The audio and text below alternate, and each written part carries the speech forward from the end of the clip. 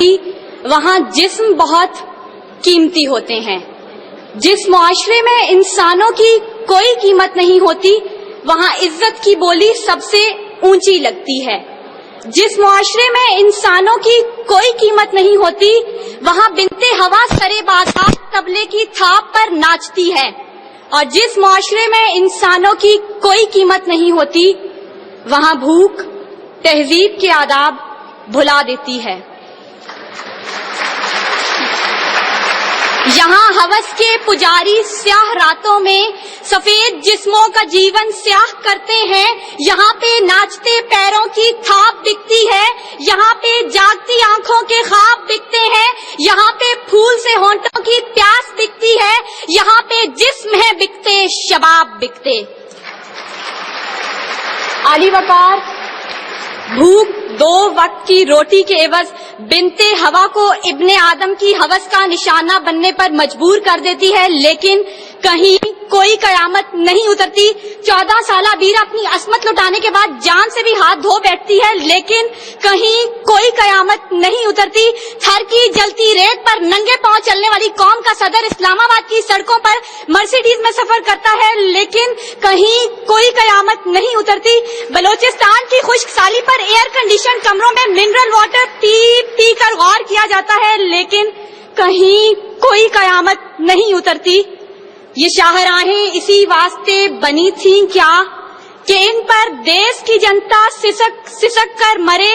زمینیں کیا اسی کارن اناج اگلا تھا کہ نسل آدم و حوا بلک بلک کر مرے؟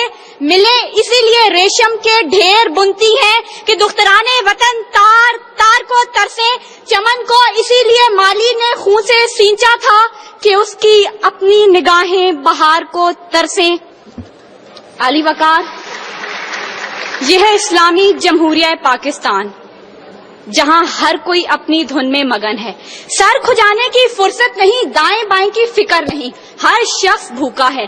کوئی اقتدار کا طالب ہے تو کوئی شہرت کا بھوکا، کوئی دولت کا پرستار ہے تو کوئی پیٹ کا بھوکا، کوئی بھنگ کے ایک پیالے کے عوض اپنا سب کچھ نچھاور کرنے پر آمادہ تو کوئی طاقت کا بھوکا۔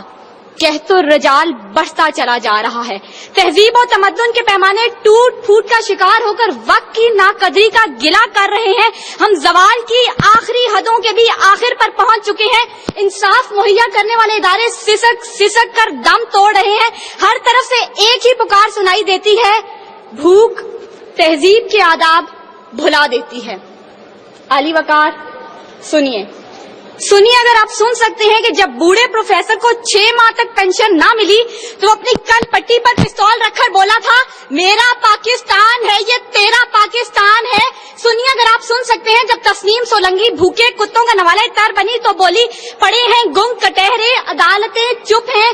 سنیے، اگر آپ سن سکتے ہیں جب مزدور شام کو خالی ہاتھ گھر لوٹا تو اپنے بچوں سے نظریں چراتے ہوئے بولا ہیں تلخ بہت بندائے مزدور کے اوقات۔ سنیے، اگر آپ سن سکتے ہیں کہ وزیر اعظم کی کھلی کچہری میں خود سوزی کرنے والا شخص بولا تھا میں بھی پاکستان ہوں تو بھی پاکستان ہے۔ سنیے، اگر آپ سن سکتے ہیں جب جاگیردار کے رستاگیر غریب ہاری کی بیٹی کو اٹھا کر لے کے گئے تھے تو وہ بولا تھا آواز دو انصاف کو، انصاف کہاں ہے؟ سنیے، اگر آپ سن سکتے ہیں کہ ڈما ڈولا کے بے گور و کفن لاشیں چلا چلا کر کہہ رہے ہیں نوید دو انسان کو کہ انسان مر گیا۔ سنیے، اگر آپ سن سکتے ہیں ڈاکٹر عافیہ صدیقی آج بھی سراپا سوال ہے ذمہ دار کون؟ سنیے، اگر آپ سن سکتے ہیں لال مسجد کے شہداء کہہ رہے ہیں پاک فوج تو زندہ باد۔ اور سنیے، اگر آپ سن سکتے ہیں جب بے روزگار باپ نے اپنی 3 جوان بیٹیوں کو موت کے گھاٹ اتارا تھا تو بولا تھا عجب رسم ہے چارہ گروں کی محفل میں لگا کر زخم نمک سے مساج کرتے ہیں، غریب شہر ترستا ہے ایک نوالے کو، امیر شہر کے کتے بھی راج کرتے ہیں۔ عالی وقار بھوک تہذیب کے آداب بھلا دیتی ہے۔ غربت سے مجبور لوگ اپنے بچے بھون کر کھا جاتے ہیں، اپنے گردے اور آنکھیں بیچ ڈالتے ہیں، اپنی 8 سالہ بچیاں دلالوں کے حوالے کر دیتے ہیں، اپنے خاندان کے ساتھ آگ میں کود جاتے ہیں، دریاؤں سمندروں میں چھلانگیں لگا دیتے ہیں، پنکھوں کے ساتھ لٹک جاتے ہیں، ٹرین کی پٹری کے آگے لیٹ جاتے ہیں۔ غربت، ظلم اور مہنگائی سے مجبور لوگ اپنے معصوم بچوں کے گلے کاٹ دیتے ہیں۔ عالی وقار صدارت، وزارت اور عمارت کے بھوکے تہذیبی اقدار کو پامال کر دیتے ہیں.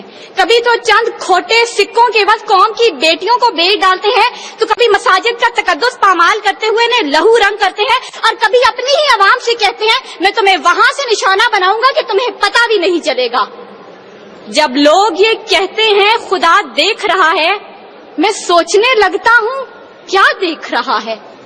علی وقار، اس سے پہلے کہ بھوک اس ملک کو کھا جائے، اس سے پہلے کہ لہجے بے آواز ہو جائیں، سر سنگیت سب بے ساز ہو جائے، ملت اسلامیہ کی یہ بیٹی، ملک و قوم کی بیٹی اور آپ کی بیٹی آپ سے استدعا کرتی ہے خدارا اس بوڑھے باپ کا سہارا بن جائیے جس کے بیٹے نے خود سوزی کی.